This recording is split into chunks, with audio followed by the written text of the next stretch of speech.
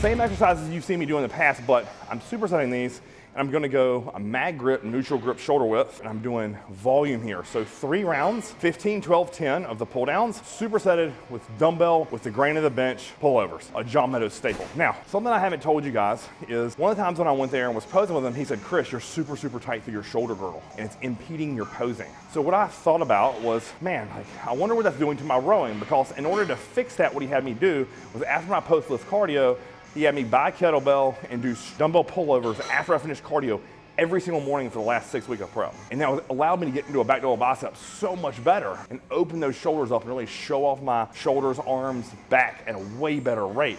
So I thought, I wonder if that's impacting my rowing ability to be able to get my elbows back and behind me. So one day I did this combo. I said, I'm gonna do pull downs, ortho contraction. I'm gonna do the pull overs to open up my back, stretch everything out, but also loosen my shoulders before I went into my rowing. And guess what? It felt incredible. So that's what we're gonna do. 3 rounds of this superset, 15, 12, 10 on both exercises.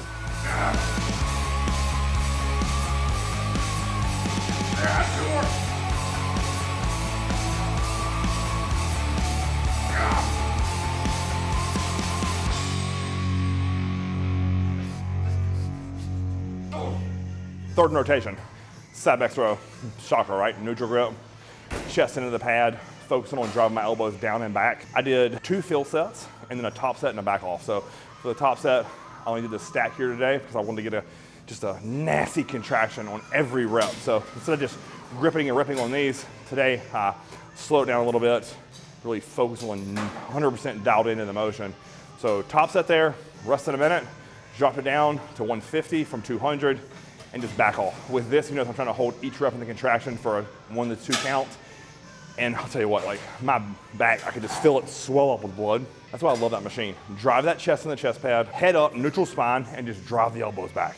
Do not take that chest off of the pad. It's gonna be really easy to kind of wanna rip and jerk that, but then that gets erectors into it and can take the load off my lat, so I don't want that. So 2 work sets there, and now we're over to the dumbbell row.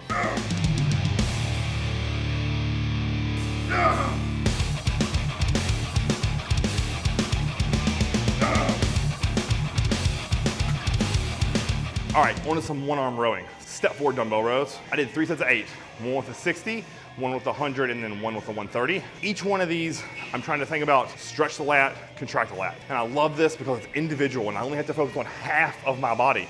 Now, if you notice, if you count those reps, it was 10. And the lesson to be learned there is just because I had the intent of 8 doesn't mean I have to stop at 8. That's where so many of you guys are screwing up. You see what John write a program and it's like, do 3 sets of 8, and you get to your last set and you only do 8. Well, listen, I had 2 options here. I could grab the 140 or 150 and try to get 8 after doing the 130, or I could simply just go to failure. Guess what? I'm gonna choose the failure option today. Another time, I might pick up some other dumbbells. But the key there is muscular failure, or just exhausting the muscle to the point where it can't drive and create tension anymore, right? So that's what I did. So it ended actually being 8-8, both those were field sets, and to get to the work set, which was 130s for 10. Now, last thing to wrap up my upper back, it's gonna be the Dumbbell Row for rest pause. I don't have to talk a lot about this, right? If you wanna see a detailed explanation on how to do it, we'll tag the video here. Today, I had the prime long bar attachment. Guys, don't get all crazy and say I can't do this. Just use a rope. It's not a big deal. Use 2 individual D handles. All I'm thinking about here, hunching over, making my lats do all the work. End of story. 3 mini sets with 20-second rest periods to failure. And my back is blown up. Now, we go into rack pulls to start to work my erectors.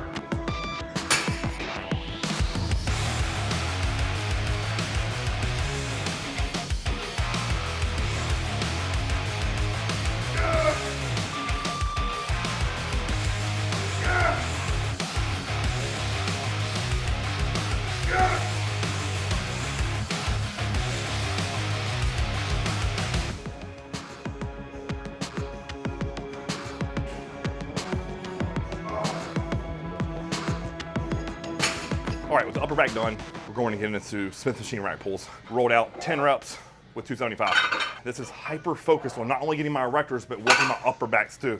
I know a lot of people are gonna say it's bullshit, but I'm telling you, I can make my lats and upper back get an isometric contraction at the top, and I'm gonna milk it because John taught me how to do it the right way, and it feels great. Did 1 work set there, did 2 kind of feels, one with 185, one with 225, then 275 for the work for 10.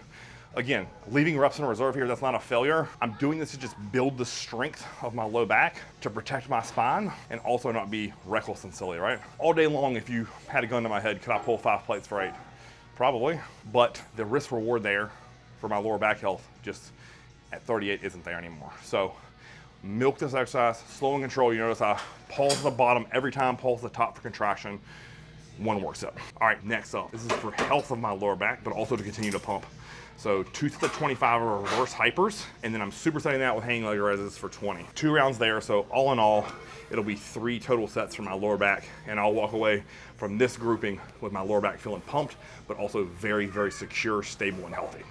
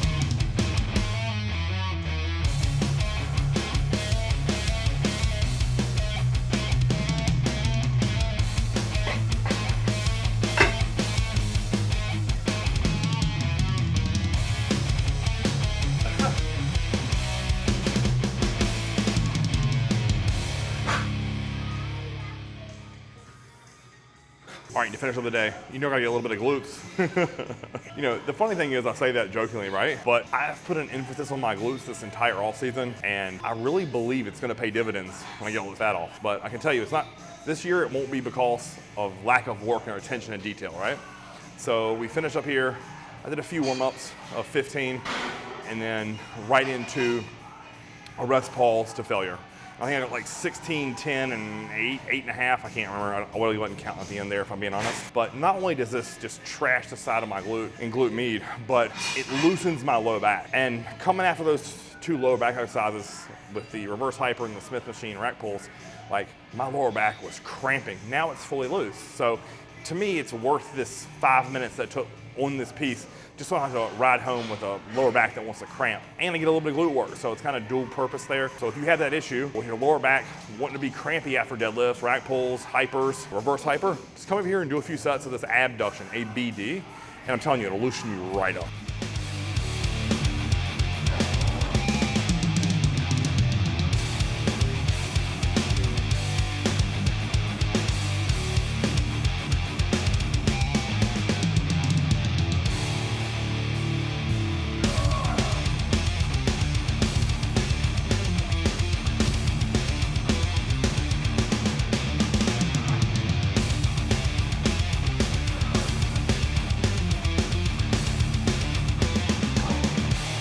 All right, guys, there you have it. Another exceptional day here at Elite. If you're ever in the Roanoke area, I'm telling you, come check us out. Shoot Dwayne a message on Instagram and get in here. Like, there's no other gym around in this part of town that caters to bodybuilding and hard and heavy lifting, right?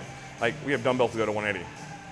We have every piece of old school equipment that you can imagine and the ability to get better. Because there are some other gyms here that have great equipment, but you have to train like a f***ing pussy. You're probably gonna have to bleep that out, by the way. So they have all the beautiful equipment in the world, all the shit that you could grow off of, but you gotta train like a mouse. And that's just not fun for me. So come to Elite if you're ever here. But a recap of this workout, go back and rewatch everything I just went over. Look how deliberate and purpose and intent focused I am with every exercise. Now that doesn't mean I'm training like a pencil neck scientist, but every rep is done with purpose and effort. The only one I really grip and rip today was that last set of dumbbell rows, and that's because it's the 130s and you gotta strap in and fucking crank on that, right? But every other exercise was deliberate, intent, and the mind-muscle connection was there from start to finish. So if you have a problem connecting with your back, do this workout. Do these exercises in terms of execution like I did, and let me know in the comments below what you thought. If you like this video, like, share, and subscribe. Until next time, Krill TV.